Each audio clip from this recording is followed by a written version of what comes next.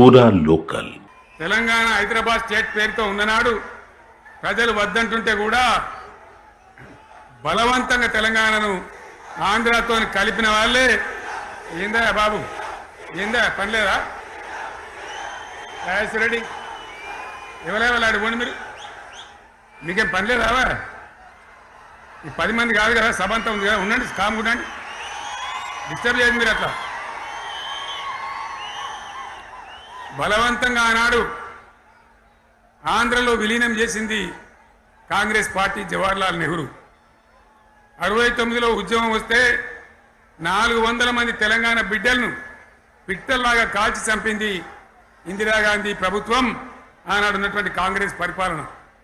మళ్ళీ 2001 నుంచి మనం విజృంభిస్తే నంగనాచిలాగా ఇదే కాంగ్రెస్ వచ్చి మన బలాన్ని, మన ఊపును చూసి పొత్తు పెట్టుకొని తెలంగాణ ఇస్తామని నమ్మబలికి మనతో పొత్తు పెట్టుకున్నది కూడా మీరు చూసినారు. మళ్ళా ఎగ్గొట్టే ప్రయత్నం చేసినారు, 14 ఏళ్ళు ఏడిపించినారు. అది మీ అందరికి తెలుసు. కప్పేయడానికి నేను ఇదే జయశంకర్ పార్లమెంట్లో ప్రతిపక్షాలన్నీ కాంగ్రెస్ గొంతు పట్టుకుంటే అప్పుడు దిగివచ్చి తెలంగాణ కోసం ప్రకటన చేసిన విషయం మీకు తెలుసు. మళ్ళీ ప్రకటన వెనక్కి తీసుకొని మళ్ళా వెనుకకు పోయినారు. ఆ తర్వాత సకల జనుల సమ్మె కావచ్చు, సాగర హారాలు కావచ్చు, వంట వార్పులు కావచ్చు, అనేక రూపాలలో విజృంభించి మళ్ళీ భయంకరమైన పోరాటం చేసినాం.